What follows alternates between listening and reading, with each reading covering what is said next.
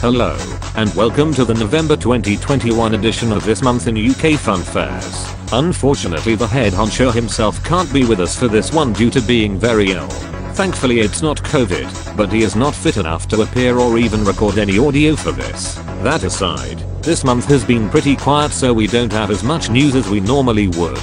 But anyway, let's jump straight into this. Starting off with news on events. This month saw the build up and opening of Hyde Park Winter Wonderland, which returned after a 2-year absence. New for this year is a pre-booking system, which means you will need to book in advance and you cannot just turn up.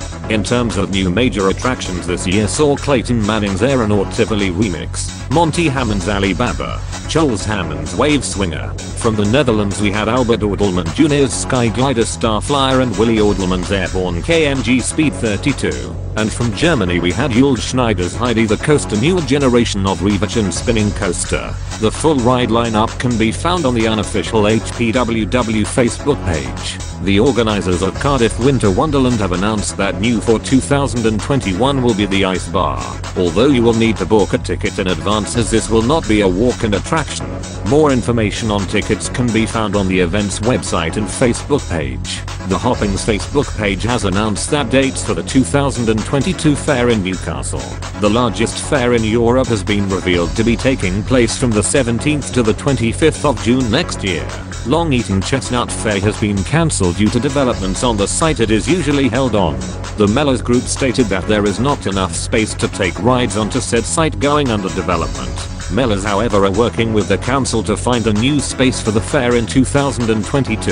The Starflyer, named Around the World, which is owned by the Dolphin family in the Netherlands, is visiting the UK at the Winter Gardens Wonderland of Blackpool. Although things were not off to a good start as the ride was dismantled and repositioned not long before it was due to open. A statement as to why was released by the Blackpool Council, and the ride ended up opening on the promenade opposite Blackpool Tower. Now on to news on new rides for the UK. A brand new giant wheel has been built for Elmer and Alfie Bell of Disneyland Funfairs. The wheel is 33 meters in height and can be found at the Oma Winter Wonderland under the name Oma Eye. A brand new funhouse called Frozen Palace has been built by Reeves Amusements for Christian Horn. The attraction can currently be found at the City Centre Aberdeen during the city's Christmas Village event.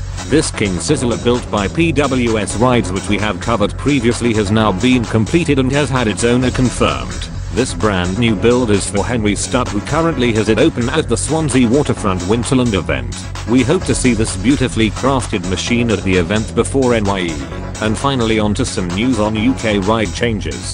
Dorinda Holland has sold her set of Dodgems named Ignition to Billy Hebel.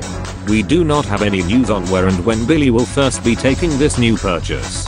James Manning has sold his Supreme Waltzer, which was built by Lakin in 1936, to Glenn Rembrandts, meaning that the ride is back with the Rembrandts family for the first time since 1989.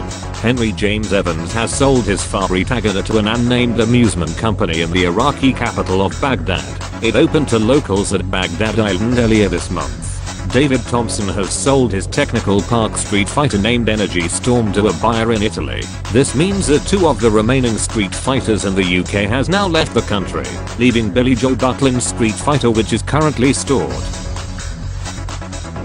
So that's it for the November 2021 edition of this month in UK Funfairs. So this has been our first video since the past week, but we do have a couple of videos from the Bristol Winter event we will be releasing.